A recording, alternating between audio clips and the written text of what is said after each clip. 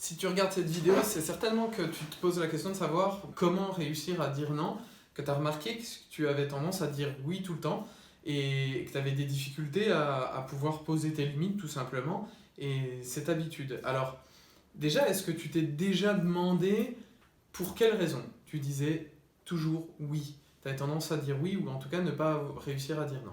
Ça peut être pour plein de raisons, ça peut être parce que tu as envie d'être aimé, parce que tu as envie d'être accepté, parce qu'on t'a dit qu'on ne devait pas dire non, tout un tas de choses.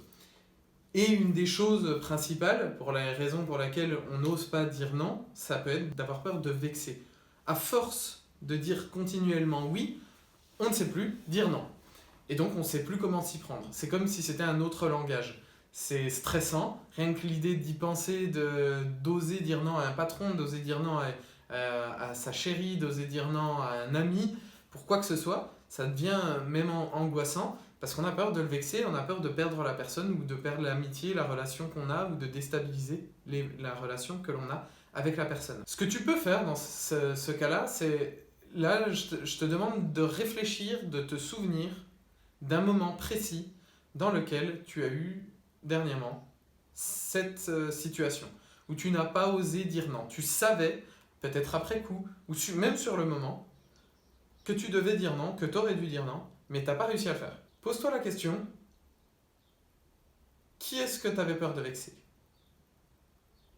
Est-ce que c'est vraiment la personne? Ou est-ce que c'est l'image que tu te représentes de la personne que tu aurais? Est-ce que ce ne serait pas toi que tu avais peur de vexer parce que tu as envie de représenter la personne qui peut aider tout le monde, qui peut être aimée par tout le monde? Ça peut certainement être ça. Le premier point dans ce cas-là, c'est ce qu'il va falloir faire par rapport à ça, c'est de te rendre compte que à force de dire oui à tout, tu ne peux pas réussir à être aimé pour qui tu es. Tu vas faire paraître un visage et au final, tu vas vouloir dire oui parce que dans l'idée de pouvoir récupérer ce oui à un autre moment quand tu auras besoin. Et le jour où tu te rendras compte qu'une personne en face va réussir à te dire non parce qu'elle juste elle pourra pas, tu vas être très vexé. C'est toi qui seras vexé. Non pas parce que la personne aura été maladroite ou te l'aura dit méchamment, mais parce que toi tu avais mis énormément d'intention de vouloir faire les choses pour la personne, mais pour nourrir quelque chose chez toi. La deuxième chose qui est possible, c'est effectivement de ne pas savoir comment dire non sans vexer. Alors, il y a plusieurs façons techniques de faire. Et déjà, c'est est-ce que vraiment tu as envie de dire non? Pose-toi la question, est-ce que vraiment tu as envie de dire non? Est-ce que ça peut être plutôt un oui mais? Oui seulement plus tard? Oui dans quelques instants? Ou peut-être, je dois réfléchir à cette situation, je dois réfléchir à si je suis disponible, je dois réfléchir à savoir si j'ai déjà quelque chose de prévu ou si j'ai les capacités de faire la tâche que tu m'as demandé de faire. Ensuite, pour gagner entre guillemets de l'aisance par rapport à une réponse où tu as envie de dire non, où tu as envie de donner une autre réponse que oui, parce que ça peut être effectivement de rediriger l'attention, ça va être d'écouter très clairement la demande et de reformuler, de dire donc, si je comprends bien, ce que tu me demandes, c'est d'aller avec toi au resto ce soir, par exemple. Déjà en disant ça, tu réouvres le dialogue et la personne, tu vas la sentir réceptive. Et toi, tu vas également te poser la question, prendre le temps de te poser la question. Et si c'est un non, tu peux très bien lui dire, si tu as peur si tu ne veux pas la vexer et que tu apprécies, tu peux dire simplement la vérité. Je suis très reconnaissant de ce que tu me proposes et malheureusement, ce soir, j'avais quelque chose de prévu ou ce soir, j'avais prévu d'être plutôt au calme et de me retrouver avec moi-même, ça peut être un exemple. En revanche, ce que je te propose, c'est qu'on prévoit ça pour plus tard. La dernière phase, c'est vraiment si tu es touché et que tu as envie vraiment de prévoir quelque chose plus tard. Sinon, c'est juste de dire, mais en tout cas, j'apprécie réellement ce que tu me proposes. Si quelqu'un venait à te dire exactement ce que je viens de dire là, est-ce que tu penses sincèrement que tu serais vexé?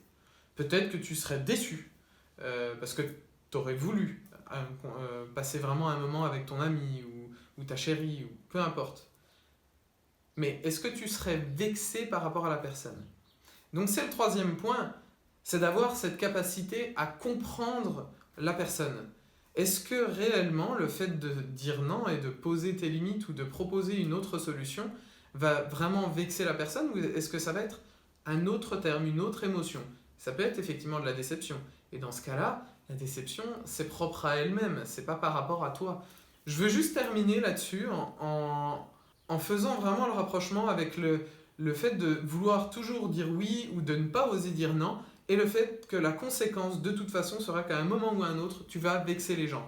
Puisque si tu ne t'exerces pas très vite à dire non tout de suite ou à changer la réponse que tu vas donner et de ne pas dire oui immédiatement sans réfléchir, tu vas te retrouver à un moment ou à un autre, et c'est certainement la raison pour laquelle tu regardes cette vidéo, tu vas te retrouver à un moment ou à un autre où ça va être tellement, tu vas t'empatouiller à force d'avoir dit oui à tout le monde, où tu vas tellement, ça va tellement faire monter la pression qu'il y a des mots qui vont sortir qui vont être délicats. Donc prends la peine, quand tu ne veux pas dire oui, ou quand tu veux en tout cas dire non, de pouvoir le faire, et de le faire dès maintenant, par une petite chose, puis de monter, puis de monter. Et plus tu vas le faire, plus ça va être facile pour toi de le faire.